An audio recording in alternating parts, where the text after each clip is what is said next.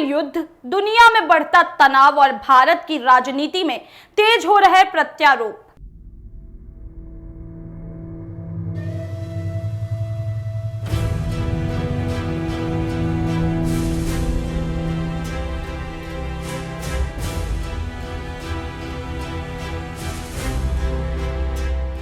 क्या वैश्विक संकट पर भी सियासत हो रही है या फिर विपक्ष सरकार को घेरने की कोशिश में है? वेस्ट एशिया में जो कुछ हो रहा है उसे आप सभी का चिंतित होना बहुत स्वाभाविक है। Mr. Modi is controlled by President Trump, and the exact same way that Mr. Trump controls Mr. Modi. नमस्कार, मैं हूं प्रियांशी मिश्रा और आप देख रहे हैं कंटाप न्यूज। प्रधानमंत्री नरेंद्र मोदी ने एक बार फिर से कांग्रेस और विपक्षी दलों पर जोरदार हमला बोल दिया है। उन्होंने कहा है कि इतने बड़े वैश्विक संकट में भी इंडियन नेशनल कांग्रेस राजनीति करने में पीछे नहीं हटी है। केरल में एक रैली को संबोधित करते हुए पीएम मोदी ने कह दिया है कि पश्चिम एशिया की स्थिति इस समय काफी गंभीर बनी हुई है। वहां कई देशों के बीच में तनाव बढ़ता जा रहा है और इसका असर पूरी दुनिया में देखने को मिल रहा है। उन्होंने कहा है कि खाड़ी देशों में लाखों भारतीय काम करते हैं। ऐसे में वहां की स्थिति को लेकर भारत सरकार लगातार नजर बनाए हुए है। प्रधानमंत्री ने भरोसा भी दिलाया है कि भारत सरकार अपने नागरिकों की सुरक्षा को लेकर पूरी तरीके से सतर्क है। जहां भी भारतीय नागरिक मौजूद हैं, वहां भारतीय दूतावास और सरकारी एजेंसियां लगातार उनके संपर्क में बनी हुई हैं और हर संभव मदद पहुंचाने का काम हो रहा है। उन्होंने कहा है कि अगर कहीं भी कोई भारतीय संकट में फंसता है तो सरकार उसे सुरक्षित निकालने के लिए पूरी ताकत लगा देती है। प्रधानमंत्री ने कहा है कि आज का भारत अपने लोगों को संकट में अकेला नहीं छोड़ता।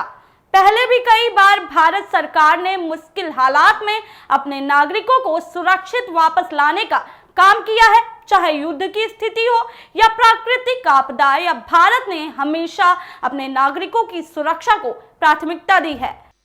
गल्फ में, वेस्ट एशिया में जो कुछ हो रहा है उसे आप सभी का चिंतित होना बहुत स्वाभाविक है। हमारे लाखों भाई बहन वहां काम करते हैं, लेकिन साथियों, आपको याद रखना है, आज देश में बीजेपी एनडीए की सरकार है। जब भी हमारा कोई देशवासी संकट में पड़ा, हमने उसे सुरक्षित बचाने के लिए पूरी ताकत लगा दी। इस दौरान में प्रधानमंत्री मोदी ने विपक्ष पर भी निशाना साधते हुए कह दिया है कि कुछ नेता ऐसे बयान दे रहे हैं जो हालात को और ज्यादा बिगाड़ने का काम कर रहे हैं। उनका कहना था कि कांग्रेस और वामपंथी दल अफवाहें फैलाकर देश में डर का माहौल बनाने की कोशिश कर रहे हैं। उन्होंने देशवासियों से अपील भी की है कि ऐसे समय में अफवाहों से सावधान रहें और जिम्मेदारी से काम लें। आपको बता दें कि प्रधानमंत्री ने कांग्रेस नेता राहुल गांधी पर भी तंज कस दिया है। उन्होंने कहा है कि कांग्रेस के युवराज को देश में हो रहे विकास की सही जानकारी भी नहीं है। प्रधानमंत्री के मुताबिक आज भारत के युवा नई तकनीकों में तेजी से आगे बढ़ रहे हैं, खासकर ड्रोन टेक्नोलॉजी में क्षेत्र में। इसमें देश कई ज्यादा स्टार्टअप और कंपनियां खोल रही हैं और काम कर रही हैं, जिनमें से केरल में भी कई कंपनियां शामिल हैं। पीएम मोदी ने यह भी कहा कि पश्चिम एशिया में चल रहे तनाव का असर पूरी दुनिया पर पड़ रहा है।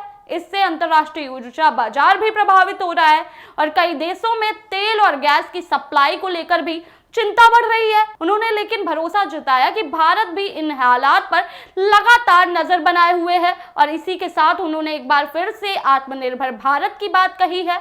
उनका कहना था कि भारत अब ऊर्जा के लिए दूसरे देशों पर निर्भरता कम करने की दिशा में तेजी से काम कर रहा है। सौर ऊर्जा की क्षमता लगातार बढ़ाई जा रही है, इलेक्ट्रिक वाहनों को बढ़ावा दिया जा रहा है और रेलवे का तेजी से विद्युतीकरण किया जा रहा है ताकि भविष्य में ऊर्जा संकट का असर कम से कम पड़ सके। और केरल की राजनीति पर बोलते हुए प्रधानमंत्री नरेंद्र मोदी ने कहा है कि अब राज्य की जनता को एलडीएफ और यूडीएफ की राजनीति के आगे बढ़ने का समय आ गया है। उन्होंने लोगों से अपील भी कर दी है कि वो अगले 5 सालों के लिए भाजपा के नेतृत्व वाले एनडीए को मौका दें ताकि राज्य में विकास की नई गति लाई जा सके। कुल मिलाकर पश्चिम एशिया के संकट के बीच में प्रधानमंत्री नरेंद्र मोदी का यह बयान देश की राजनीति में नई बहस को जन्म दे रहा है। अब देखना यह होगा कि इस बयान पर विपक्ष की क्या प्रतिक्रिया सामने आती है और आने वाले दिनों में इस मुद्दे पर राजनीति किस दिशा में जाती है। फिलहाल के लिए इस रिपोर्ट में इतना ही। नमस्कार, मैं थी आप सभी के साथ प्रियांशी मिश्रा।